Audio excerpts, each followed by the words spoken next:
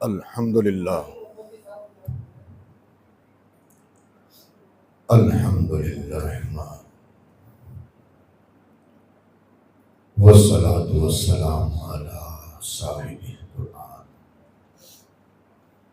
व अला आलिहि व अस्हाबिहि अलैहि रिदवान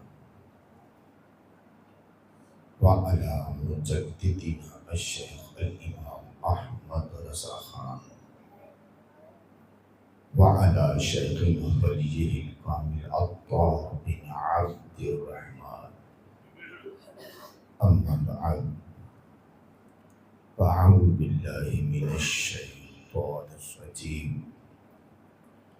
बिस्मिल्लाहिर रहमानिर रहीम व रहबानिय्यतम तदऊहा मा कतबना अलैहिम इल्लिब्तिग़ाअ रिदवानिल्लाहि व मा रअऊहा हक़्क़ रिआयतिहा फ़आतैनल लज़ीना आमनू मिनहुम अज्रन व कसीरुम मिनहुम फ़ासिक़ून।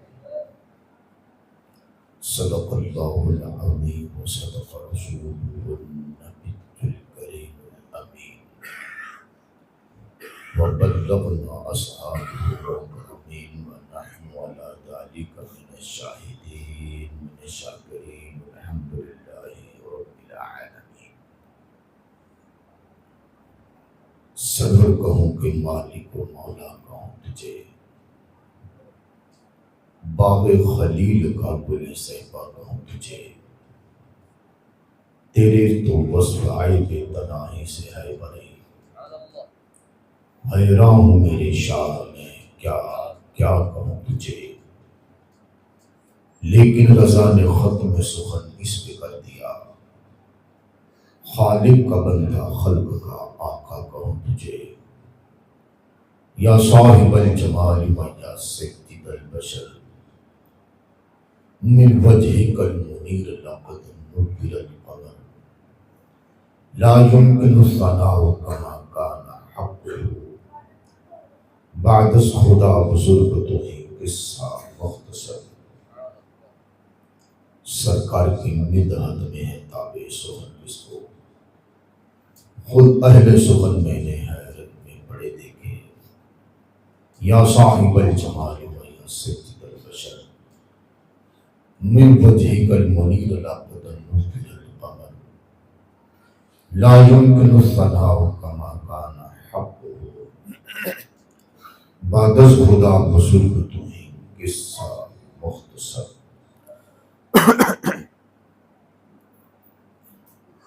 अहबाब ज़िवकार, महफ़िल का इनेकाद, इसमें आने वाले और ताउन करने वाले अल्लाह पाक सबकी काविशों को अपनी बारगाह में कबूल फरमाए।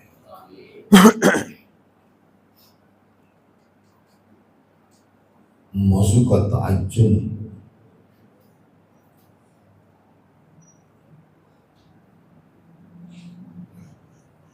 इन दिनों में मुनफरिद भी है और ज़रूरत भी है।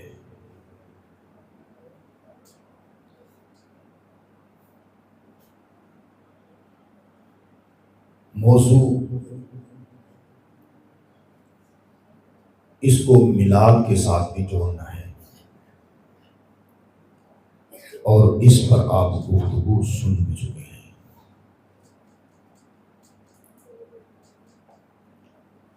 बिदअत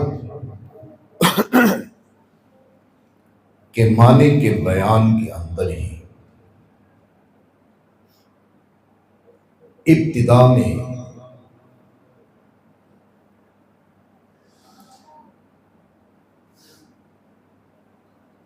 बड़ी ही ज्यादती के साथ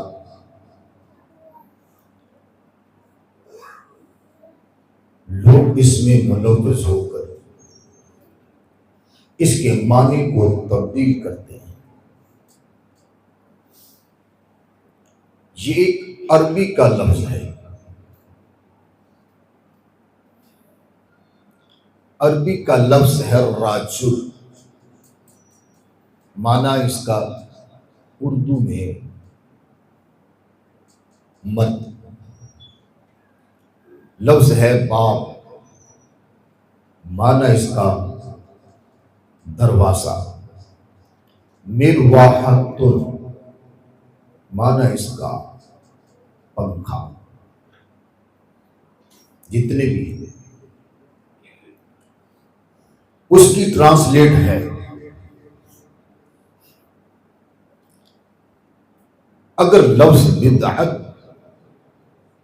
अरबी का है तो इसका कोई माना भी होगा। हमारे ज़हनों के अंदर माना क्या है? हम जब लफ्ज बिदअत सुनते हैं तो हमारे ज़हनों में एक बड़ा ही बेमुरवताना माना उभरता है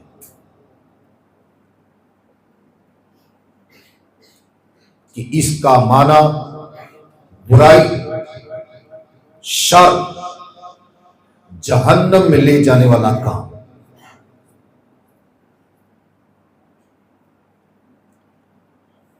इस माने, इस लफ्ज को आम करने में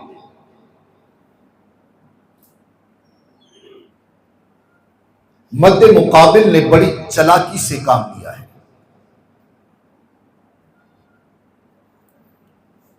इस लफ्ज के माने को बयान नहीं किया। अगर इसके माने को बयान किया जाता तो हकीकत खुद के सामने आ जाती। हर एक के ज़हन में बिद्दत का कॉन्सेप्ट एक बुराई है। बिद्दत का माना एक बुरी चीज है। जबकि ऐसा नहीं है।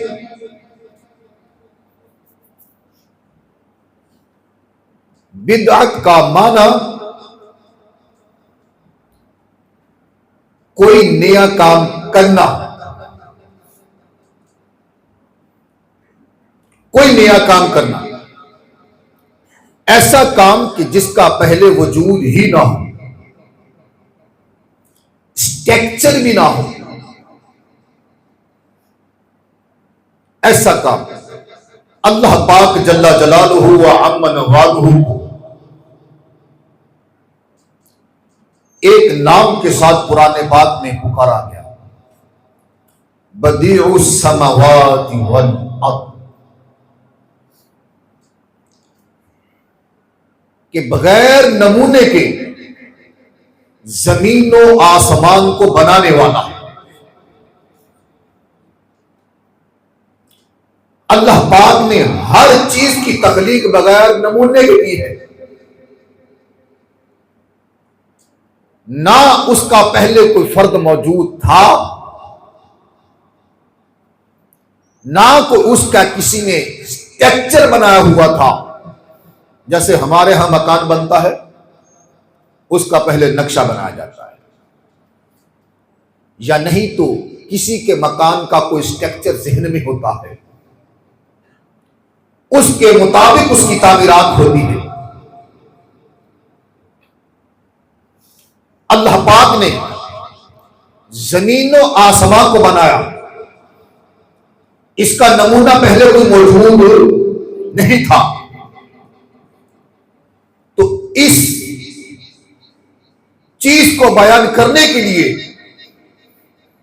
अल्लाह पाक ने जो लफ्ज इस्तेमाल किया है, बदीउस समावात वल अर्द, ये लफ्ज बा दाल आइन, जिससे लफ्ज बिदअत बनता है। कभी इससे पहले कुछ लफ्ज ज्यादा हो जाएंगे, कभी बाद में कुछ लफ्ज ज्यादा हो जाएंगे, कभी दरम्यान में कुछ लफ्ज ज्यादा हो जाएंगे। माना सबका मुश्तरक होगा, सब के अंदर इजाद नई चीज का माना मुश्तरक रहेगा। अल्लाह पाक ने इस लफ्ज को इस्तेमाल किया, अपनी शान को भी बयान कर दिया और इस लफ्ज के माने को भी बयान कर दिया। हकीकत लोगों के सामने जाहिर हो जाए। अब बदीउस समावात वल अर्द का माना यह नहीं किया जाता कि अल्लाह जमीनों आसमान का बदी है। जैसे बिदअत लफ्ज का माना नहीं किया जाता, लफ्ज से बिदअत इस्तेमाल करके लोगों के जहन के अंदर इसका गलत कॉन्सेप्ट दिखाया जाता है, उसका माना नहीं बयान किया जाता। अगर साहब मुखालिफ इसका माना बयान करे तो लोगों के जहनों से शकूक व शुबहात दूर हो सकते हैं। जिस तरह हम बदी के लफ्ज का अगर माना बयान ना करें, आपको नहीं पता चलेगा।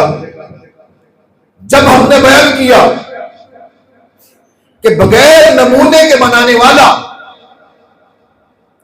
एक नई चीज इजाद करने वाला, तो हमारे सामने अल्लाह की शान भी बयान हो गई और इस लफ्ज का माना भी बयान हो गया।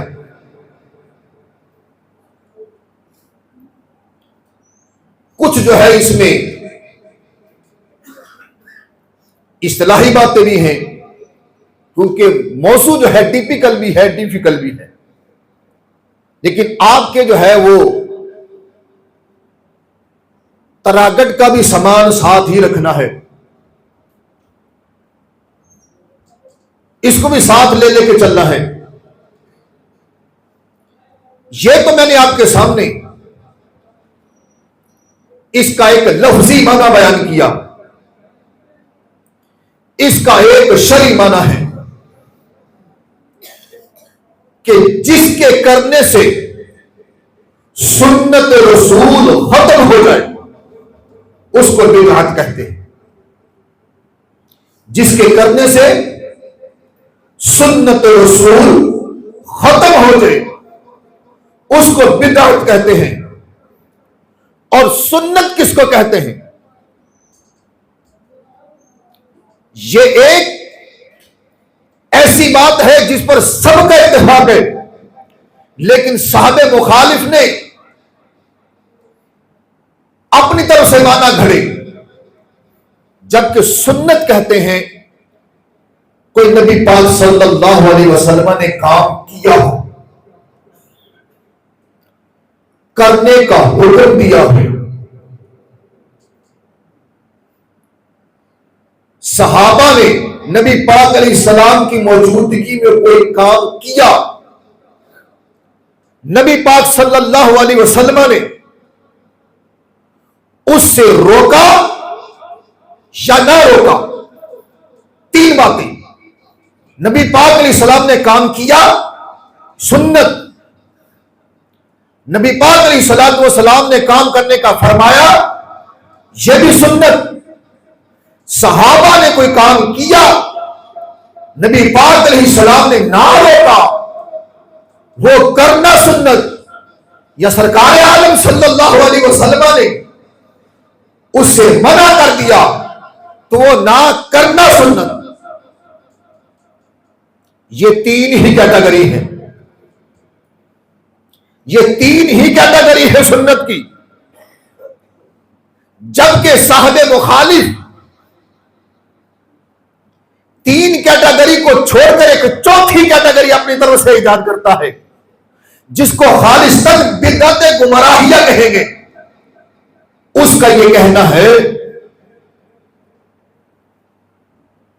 कि नबी पाक अलैहिस्सलातु वस्सलाम ने जो ना किया वो भी सुन्नत है। इसको आसान लफ्जों में समझिए कि जिसका मौका ही नहीं आया, जिसका मौका भी नहीं आया, वो अगर बंदा करे तो वो भी बिदअत होगा। जैसा नबी पाक सल्लल्लाहु ताला अलैहि वसल्लम के जमाने में बहुत सारे ऐसे काम थे जिसका मौका नहीं आया, जिसका मौका नहीं आया, नबी पाक अलैहिस्सलाम ने नहीं किए,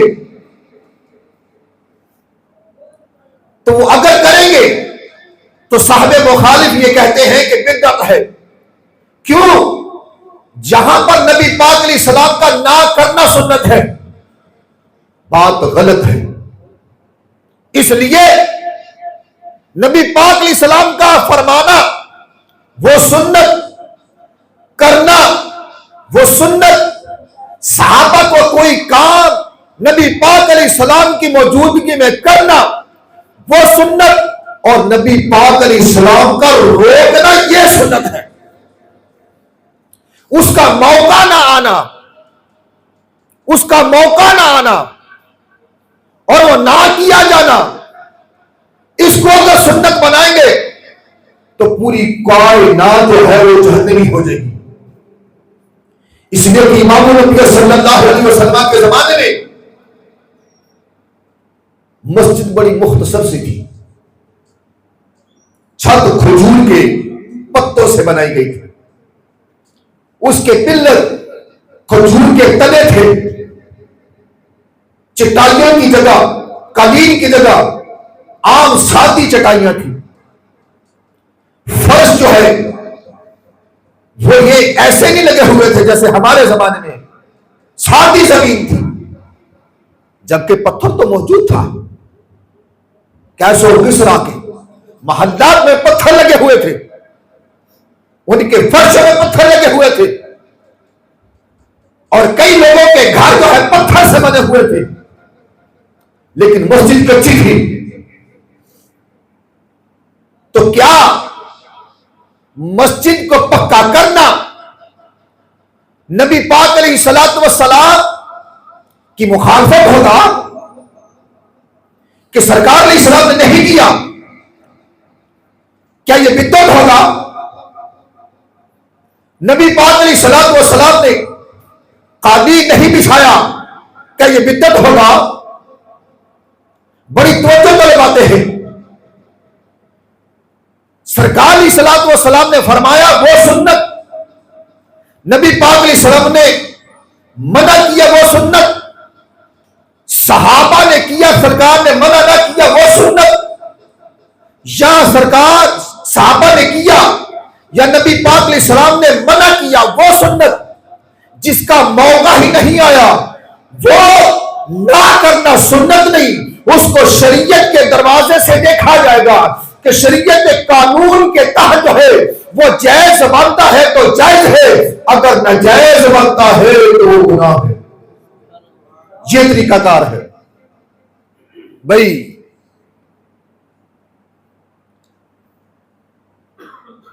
सहाबा के दौर में मस्जिद की तोसी हुई, उसके अंदर फानूस भी लगाए गए। नबी पाक अलैहिस्सलाम के जमाने में फानूस तो थे, लेकिन अगरचे इतने आम ना थे, लेकिन वो नहीं लगाया गया। तो क्या सहाबा गुनाहगार हुए? नबी पाक सल्लल्लाहु अलैहि वसल्लम के जमाने में मीनारे नहीं थे, किसी के घर की छत पर चढ़कर अजान दी जाती थी। क्या मस्जिद के अंदर जितने मीनारे हैं ये सारे गुनाह हो जाएंगे? अब इमाम साहब ऐलान करते हैं मस्जिद के लिए चटाइयों की जरूरत है, मस्जिद के लिए संगे मरमर की जरूरत है, मस्जिद के लिए टाइल्स की जरूरत है। अब शख्स जो है देने वाला क्या समझ के देता है? जो बिदअत की रट लगाते हैं उनको यह ऐलान करना चाहिए कि तुम जो पैसा दोगे, तुम जो खर्च करोगे, ये जो टाइल्स आएंगी, ये जो एसी आएंगे, ये जो कालीन आएंगे, ये संगे मरमर आएगा, मस्जिद की तस्जील होगी, ये तुम्हारा सारा पैसा बेदद है, ये बेदद में खर्च होगा। तो क्या मौलवी साहब की मस्जिद बन सकती है? बोलो ना, बन सकती है। मौलवी साहब का घर बन सकता है? नहीं बन सकता। क्यों नहीं बन सकता? इसलिए कि नबी पाक अलैहिस्सलातु वस्सलाम के जमाने के अंदर कालीन नहीं थे, जबकि कालीन का दौर तो था। पत्थर भी लगा हुआ था, जबकि पत्थर तो था। इसकी तौसीह नहीं हुई थी, जबकि तौसीह हो सकती थी। मस्जिद की तज़यीन नहीं हुई थी, जबकि तज़यीन हो सकती थी। नबी ने ना किया। अकल का अंधा ये कानून बनाए जो नबी ने नहीं किया, वो ना करना सुन्नत, तो ये गलत है। क्योंकि नबी ने जिससे मना किया उससे मना होना सुन्नत है।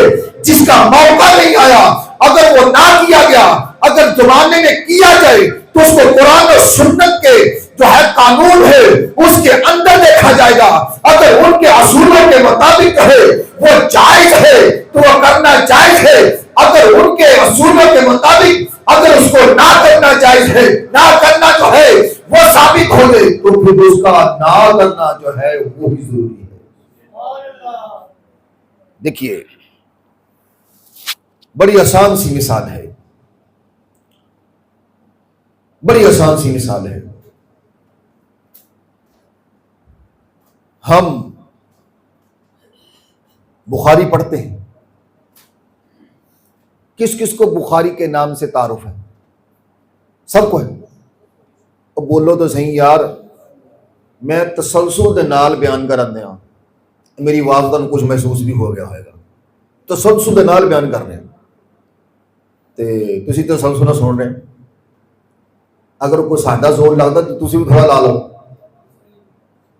ताकि थोड़ी चुस्ती भी आ जाएगी। बुखारी का ना कहना कि ना सुनया, हाथ चुको ना जरा, कहना कि ना सुनया, सारे सुने, थले करो। कोई एक बंदा हाथ खड़ा करे कि नबी पाक सल्लल्लाहु अलैहि वसल्लम के जमाने के अंदर बुखारी मौजूद थी। कोई एक बंदा, कोई बंदा दस दे नबी पाक सल्लल्लाहु अलैहि वसल्लम के जमाने के अंदर बुखारी मौजूद थी। कोई बंदा, मुस्लिम, तिरमिज़ी, निसाई, इब्न माजा, अबू दाऊद, हदीस की और भी किताबें हैं, कोई ये बात साबित कर दे कि इन किताबों का वजूद जो है वो रसूलुल्लाह सल्लल्लाहु अलैहि वसल्लम के जमाने में मौजूद था। फिर बुखारी किसने लिखा? इमाम इस्माइल बुखारी ने। ठीक है, इमाम बुखारी ने इसको लिखा, और उसके लिखने के अंदर जो उन्होंने एहतमाम फरमाया, वो एहतमाम न नबी से साबित, न अबू बकर से साबित, न उमर से साबित, न उस्मान से साबित, न अली मुर्तदा शेर खुदा रज़ियल्लाहु ताला अन्हुम से साबित, किसी सहाबी से हदीस पढ़ने पढ़ाने और लिखने लिखाने का ये अंदाज साबित नहीं है कि इमाम बुखारी ने क्या एहतमाम किया। बड़ी तवज्जो बात है कि इमाम बुखारी हदीस पाक जाते सुनते, जब उसको अपनी किताब में अपने रजिस्टर पर उसने लिखना होता तो क्या करते? सबसे पहले गुस्ल करते, फिर जो है 2 नफल पढ़ते, काबा में होते तो काबे का तवाफ करते, उसके बाद हदीस को बुखारी शरीफ के अंदर लिखते। कोई सहाबी किसी सहाबी से सैयदना अबू बकर सिद्दीक रज़ियल्लाहु ताला अन्हु से लेकर हजरत तुफैल दोसी तक जितने भी सहाबा हुए हैं, किसी सहाबी से इस बात को साबित करे कि हदीस को लिखने से पहले गुस्ल करना लाज़मी है, हदीस को लिखने से पहले 2 नफल पढ़ना लाज़मी है, इमाम बुखारी ने एक नया तरीका इजाद किया, तो इसको जो है कुरान और हदीस से देखा जाएगा कि इसके करने से जो है क्या नबी पाक अलैहिस्सलाम की सुन्नत खत्म होती है। वो जो शारों ने तरीका इजाद किया है कि नबी पाक अलैहिस्सलाम के जमाने में जिसका मौका नहीं आया, वो ना किया गया, तो वो करना भी बिदअत है। मैं कहूंगा कि बुखारी लिखना भी फिर बिदअत हो गया। तो इस बुखारी के लिखने वाले इमाम बुखारी बड़े बिदअती हुए, बड़े बिदअती हुए माज़अल्लाह। वो तो गुस्ल भी करते हैं, वो तो नफल भी पढ़ते हैं, वो तो तवाफ भी करते हैं। हम कहेंगे नफल पढ़ना भी सवाब का काम है, क्योंकि अल्लाह के रसूल ने नफल पढ़े हैं। ये अल्लाह की इबादत है, अगरचे इस अंदाज पर नहीं पड़ेंगे, लेकिन इसके करने से जो है नबी पाक की सुन्नत नहीं खत्म होती। क्योंकि बिदअत कहते सो है कि जिसके करने से नबी पाक की सुन्नत खत्म हो गई, उसको बिदअत कहते हैं। तो इस मामले के अंदर नबी पाक अलैहिस्सलाम के जमाने में कोई ऐसा मौका आया ही नहीं। तो लिहाजा हजरत इमाम बुखारी ने बुखारी लिखने से पहले जो अंदाज इख्तियार किया है, गुस्ल करना क्या उनका बिदअत ठहरेगा, क्योंकि उन्होंने ये सारे काम जो है रसूलुल्लाह की हदीस की ताज़ीम की खातिर किए थे। ऐसे ही है ना, उनका गुस्ल करना कि मैं अपने आका की हदीस लिखूं तो मुझे पहले गुस्ल करना चाहिए, कितनी अच्छी नीयत है उनका। जो है हदीस लिखना, उनका हदीस लिखना, मैं अपने आका की हदीस लिख रहा हूं, उससे पहले मैं रब की बारगाह में तो शुक्राने के नफल अदा कर दूं। है कितना असीम काम है। उन्होंने रब की जो है वो इबादत की अपने रसूलुल्लाह सल्लल्लाहु अलैहि वसल्लम की हदीस की ताज़ीम की वजह से। क्या इमाम बुखारी बिदअती हो गए? और एक और आपने बाहर पोस्टर लिखे पड़े होंगे, क्या खत्मे बुखारी सुना होगा, अगर नहीं पढ़े खत्मे बुखारी।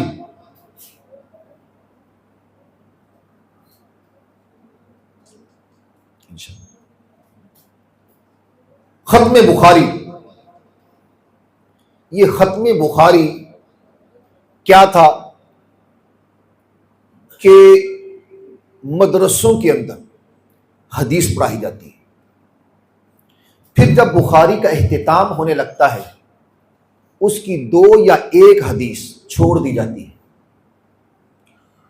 उसके लिए एहतिमाम किया जाता है, किसी बड़े आलिम दीन को बुलाया जाता है, उसके पोस्टर छपवाए जाते हैं, उसके बैनर लगाए जाते हैं, वक्त मुकर्रर किया जाता है, महफिल सजाई जाती है, स्टेज बनता है, कुर्सियां लगती हैं या लोग नीचे बैठते हैं, टेंट लगते हैं, खाना पकता है, आलिम दीन आता है, हदीस पढ़ता है, आखिरी हदीस पर जरा कहता है और उसके फसाइल व कमालात बयान करता है,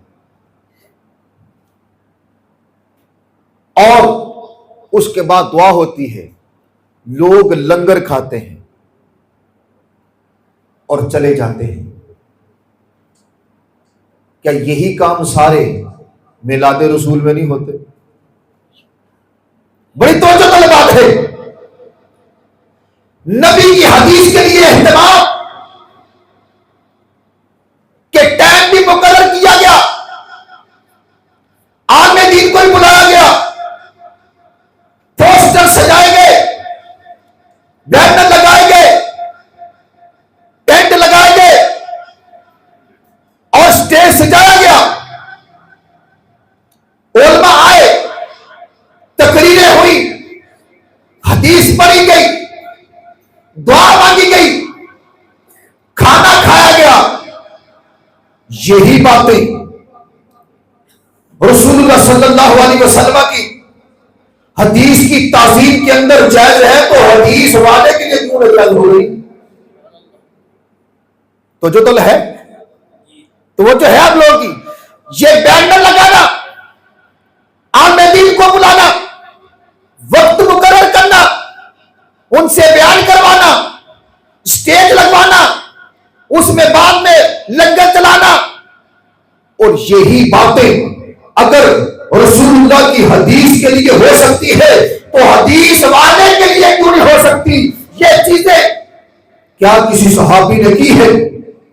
हदीस सुनाने के लिए उन्होंने इतना इहतमाम किया हो, खत्मे जो है वो हदीस के लिए इतना इहतमाम किया हो कि मदरसा सुफा तो था ना, मदरसा सुफा तो था कि नबी पाक अलैहिस्सलातु वस्सलाम ने उसका कोई इहतमाम फरमाया इस तरह का? अबू बकर ने किया हो, उमर ने किया हो, उस्मान ने किया हो, अली मुर्तजा शेर खुदा ने किया हो, इमाम हसन ने किया हो। अरे किसी सहाबी ने ऐसा किया हो? किसी सहाबी ने ऐसा नहीं किया। और काम भी नया है, और काम भी रसूलुल्लाह सल्लल्लाहु अलैहि वसल्लम की हदीस की ताज़ीम में किया जा रहा है। अगर रसूलुल्लाह की हदीस की ताज़ीम में ये हो सकता है तो इमामुल अंबिया की ताज़ीम में क्यों नहीं हो सकता? बात समझ आ रही है? बड़े सादे अंदाज में मैं आपके सामने बयान करने की कोशिश कर रहा हूं, जबकि मेरे ज़हन के अंदर इसका एक बड़ा मज़मून था, और वो मज़मून टाइम की वजह से मैंने उसको शॉर्ट कर दिया, क्योंकि टाइम बहुत कम है। अगर वो बयान करूंगा तो वो ही बयान करता रहूं। अब हम महफिल सजाते हैं, आलम दीन को दावत देते हैं, पोस्टर लगते हैं, मौजू मुकर्रर होता है, और उसमें स्टेज लगता है, उसमें बयान होता है, बाद में वो खाना कह देते हैं, हम लंगर कह देते हैं। बस इतना ही फर्क है, खाना और लंगर, बस इतना ही फर्क है। बाकी काम सारे वो होते हैं जो खत्मे बुखारी में किए जाते हैं, जो खत्मे हदीस पर किए जाते हैं। वही सारे काम रसूलुल्लाह सल्लल्लाहु अलैहि वसल्लम के जिक्र की महफिल के अंदर अज़मत रसूल की खातिर किए जाते हैं। भाई सीरतुन नबी कॉन्फ्रेंस सुना होगा आपने, सीरत का जलसा, ये भी एक पूरा मौजू है, पूरा मौजू है सीरत। उसमें मैं गुफ्तगू नहीं करूंगा। सीरत कॉन्फ्रेंस, जो मिलाद नहीं मनाते ना, वो सीरत कॉन्फ्रेंस रखते हैं, सीरत कॉन्फ्रेंस। अच्छा, उसमें करना उन्होंने क्या होता है? इस मुबारक लफ्ज का वो गलत इस्तेमाल करते हैं। सीरत में नबी पाक सल्लल्लाहु अलैहि वसल्लम की पूरी जिंदगी को बयान करना होता है। चलो पूरी नहीं, जिंदगी के किसी गोशे के अंदर जो जो काम हुए सरकार ने सलाम के वो बयान करने होते हैं। ठीक है, सीरत के अंदर सरकार सलाम के सरापे को बयान किया जाता है। तो सीरत का नाम लेकर बयान क्या होता है? बड़ी तवज्जो तलब बात है। नाम सीरत है, बयान क्या होता है? उनके भी दो हाथ है, हमारे भी दो हाथ है, माशाअल्लाह। उनके भी दो पैर है, हमारे भी दो पैर हैं। उन्होंने भी शादियां की, हमने भी शादियां की।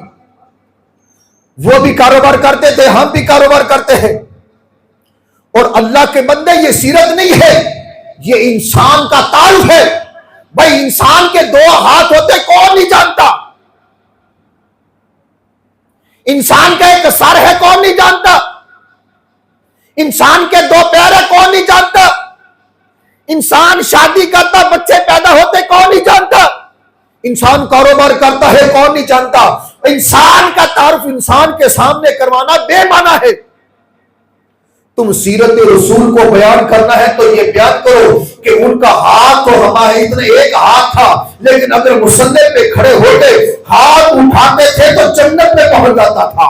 उनकी उंगली तो है वो इंसानों की तरह थी, लेकिन जब उठती थी तो चांद के दो टुकड़े कर देती थी। उनका हुक्म तो होता था, लेकिन नबी पाक अलैहिस्सलाम अगर अपना हाथ का इशारा किसी दरख्त की तरफ कर देते थे, दरख्त तो है वो जमीन को चीरता हुआ कदमों में हाजिर हो जाता था। तेरा भी इशारा होता है, रसूलुल्लाह का इशारा होता है, तेरे इशारे पर कोई तेरा बच्चा भी ना आए, मेरे रसूलुल्लाह का इशारा होता है तो बेजान पत्थरों में जान पड़ जाती है। ये सीरत है, ये बयान करना, ये तो सीरत है। नबी की सीरत को बयान करना, उनके 2 हाथ थे, ये सीरत नहीं है, ये इंसानियत है। और इंसान के सामने इंसानियत बयान करना ये बेमाना है। नबी पाक अलैहिस्सलातु वस्सलाम का हाथ उठा, लेकिन उसकी बरकतें कितनी थी। उनकी उंगलियां तो थी, लेकिन पानी के चश्मे उसमें से जारी हो गए। ये सीरत है। वो कदम उठाते थे तो अर्शे उला पर पहुंच जाते थे। वो जमीन पर बैठे होते थे तो अर्श के ऊपर की खबरें दिया करते थे। ये सीरत है। हाँ, दो हाथ है जी, 2 पांव है जी, उन्होंने शादियां की, हमने भी शादियां की। वो बदबख्त कहीं के, तू सीरत बयान करने लगा है या ममासलत को बयान कर रहा है? तो सीरत भाई, सीरत कॉन्फ्रेंस, सीरत सेमिनार, सीरत इज्तिमा, सीरत प्रोग्राम, सीरत महफिल किसी सहाबी ने की है? कोई एक सहाबी किसी सहाबी ने की, किसी ताबी ने की, तबा ताबी ने की। अरे आज तक जो है कोई बंदा यह साबित नहीं कर सकता कि किसी सहाबी, ताबई, तबा ताबई ने कोई सीरत का प्रोग्राम किया है और उसके अंदर रसूलुल्लाह सल्लल्लाहु अलैहि वसल्लम का जो तारफ इस तरह करवाया हो। हाँ, तारफ हुआ था। नबी पाक अलैहिस्सलातु वस्सलाम के सहाबी एक मजलिस में बैठे हैं, एक महफिल में बैठे हैं। किसी ने पूछ लिया कि कुर्बानी के कितने जानवर हैं और कौन कौन से हैं। उन्होंने हाथ उठाया। हाथ उठाने के बाद कहने लगे बकरी, गाय, दुम्बा। जैसे ही हाथ उठाया, साथ बता दिया कि मैंने हाथ इसलिए उठाया है कि रसूलुल्लाह से सवाल हुआ था तो मेरे मुस्तफा ने भी हाथ उठाकर उंगलियों पर गिन के बताया था, तो मैं भी उंगलियों पर गिन के बता रहा हूं। लेकिन साथ ही जो है वो इश्क ने दस्तक दे दी कि सहाबी जरा इनको बयान तो कर दे, तेरा अकीदा क़यामत तक महफूज हो जाएगा। सहाबी ने हाथ उठाया, साथ बयान भी कर दिया, मैंने ऐसे हाथ तो उठाया है, लेकिन रसूलुल्लाह का हाथ और था, मेरा हाथ और है।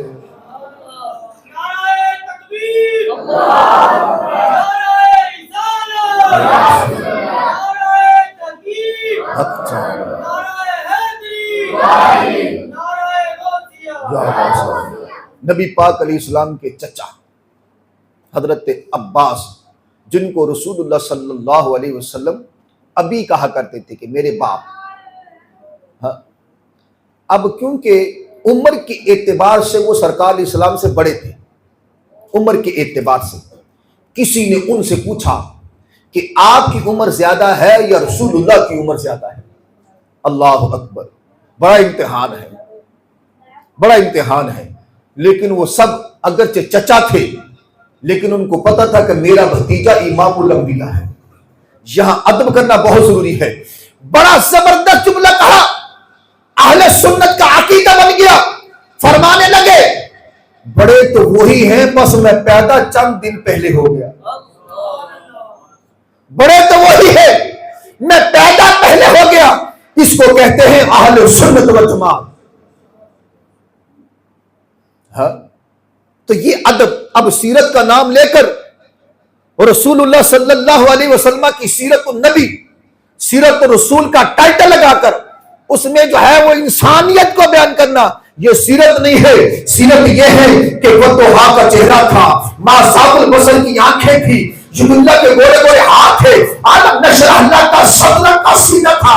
वमा यंतिकु अनिल हवा इन हुवा इल्ला वहयुन यूहा वाली सबात थी। और हमारा रमैता इस रमैता वला इल्लल्लाह रमा के मुबारक हाथ थे। हाँ, ये सीरत है ना। नबी पाक अलैहिस्सलाम बोलते कहते थे, जबान कितनी मीठी थी, बोलते थे फूल झड़ते थे। नबी पाक अलैहिस्सलाम चलते थे यूं लगता जैसे पूरी कायनात चल पड़ी। नबी पाक अलैहिस्सलाम मुस्कुराते थे तो ऐसा हसीन अंदाज किसी का ना होता था। मेरे आका जिसकी तरफ इशारा कर दे, जिस पर हाथ रख दे, उसकी नस्लों तक बरकत पहुंचती थी। ये सीरत है, ये बयान करो ना, ये सीरत है। हाँ, मैंने एक बदबख्त को सुना, नबी पाक अलैहिस्सलाम को मुबारक जिस्म जो है वो कस्तूरी से भी ज्यादा खुशबूदार था। ऐसा है ना, सबको पता है। एक बदबख्त को सुना, कहता जी नबी पाक अलैहिस्सलातु वस्सलाम जो है वो ज्यादा इतर इस्तेमाल करते थे, तो लिहाजा जो है ना वो इतर की वजह से जो ना वो पसीने में खुशबू आती थी।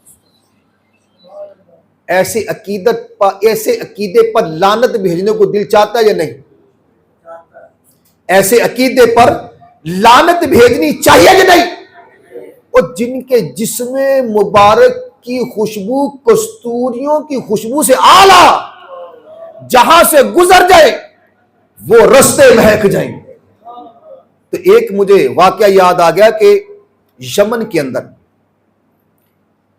एक घराना मौजूद है। आला हजरत रहमतुल्लाह ताला अलैह के एक मुरीद थे, उनको आला हजरत ने ये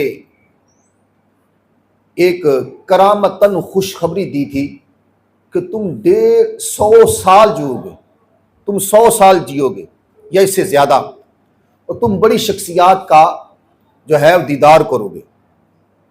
सैयद साहब थे, मैं उनसे मिला,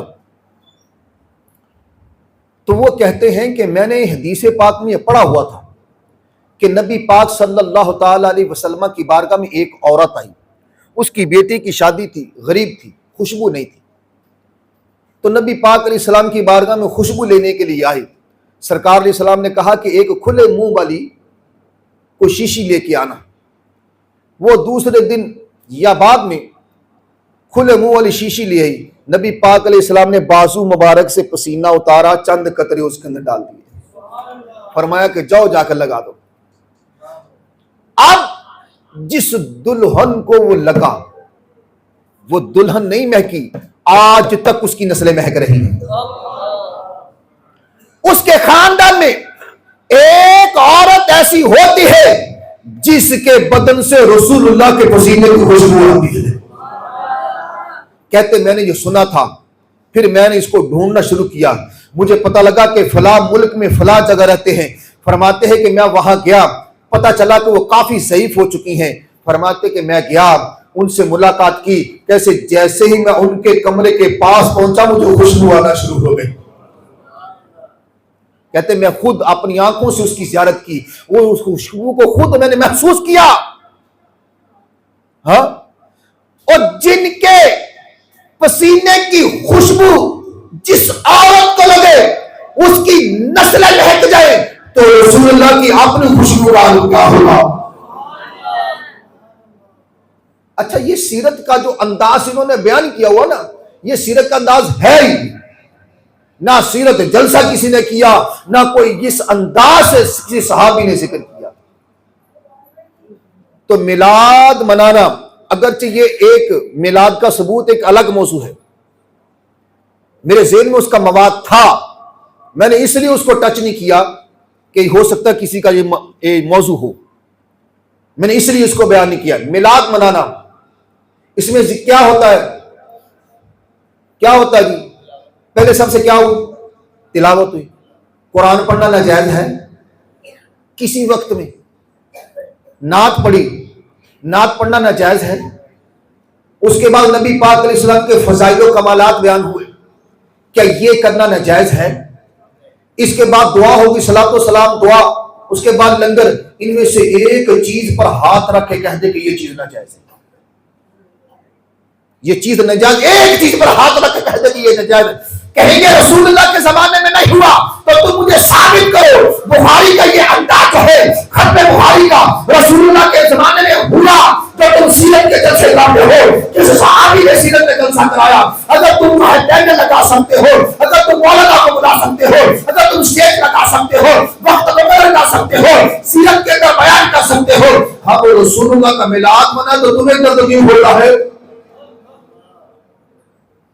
मुफ्ती मुनीबुर रहमान साहब सब जानते हैं ना, कहते हैं कि मैं एक मुल्क में गया तो एक मस्जिद में मिलाद मुस्तफ़ा का प्रोग्राम था। उस मस्जिद की इंतज़ामिया ने कहा कि हम मिलाद का जलसा नहीं करने देंगे। उनसे बातचीत की, कहते अच्छा ठीक है, मिलाद का जलसा ना करो, सीरत का जलसा करो। मुफ्ती साहब कहते मैं चला गया, बयान उन्हीं का था। कहते हैं मैंने बयान शुरू किया तो बयान कहा कि सीरत की इब्तिदा रसूलुल्लाह की पैदाइश से हो जाती है। सीरत की इब्तिदा रसूलुल्लाह के पैदाइश से हो जाती है। जिस तरह जिस शान से अल्लाह के रसूल दुनिया में जलवा कर हुए, ऐसी शान किसी को नसीब ना हो। बल्कि दुनिया में तशरीफ लाने से पहले मेरे मुस्तफ़ा करीम अलैहिस्सलाम जब सज्जदा तैयबा ताहिरा हजरत आमिना के सदफे अनवर में मौजूद थे, उस वक्त जो है अजमतों का ज़हूर हुआ वो किसी और के लिए नहीं हुआ। अम्मा आमिना फरमाती है मेरे बच्चे का जब जो है नूरे मुबारक मेरे पेट में आया, मेरे पूरे बदन से खुशबू आना शुरू हो गई। मेरी सहेलियां जो है वो बड़ी बड़ी खुशबू लगा के आती, लेकिन मेरी खुशबू से आगे ना बढ़ पाती। उन्होंने मुझसे पूछा आपना तू कौन सी खुशबू इस्तेमाल करती है, कि तेरी खुशबू हमारी खुशबुओं पर गालिब आ जाती है। हजरत तैयबा ताहिरा आपने ने कहा मैं तो कोई खुशबू इस्तेमाल नहीं करती, मामला यह है कि जब से मेरे बेटे का नूर मेरे पेट में आया है, मेरे बदन से खुशबू आना शुरू हो गई। सज्जदा फरमाती जब मैं बाहर निकलती तो जो है दरख्त मेरी तरफ झुकते, टहनियां मेरी तरफ आती, जानवर मेरे कदमों पे आके झुक जाते।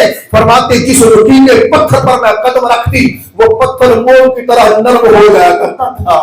फरमाती मैं पानी लेने जाती, पानी के लिए दूसरों को जो है वो डोर डालना पड़ता। फरमाती है कि जब मैं कुएं के पास जाती, कुएं से आवाज आती आमना तू झुकना नहीं, मैं खुद चल के कदमों में हाजिर हो जाता हूं। ये मेरे रसूलुल्लाह सल्लल्लाहु अलैहि वसल्लम की दुनिया में तशरीफ लाने से पहले की सीरत है। और सीरत की तो इब्तिदा जो है रसूलुल्लाह की विलादत से होती है। विलाद मिलाना ही सीरत का पहला प्रोग्राम है। मिलाद मिलाना ही सीरत का पहला प्रोग्राम है।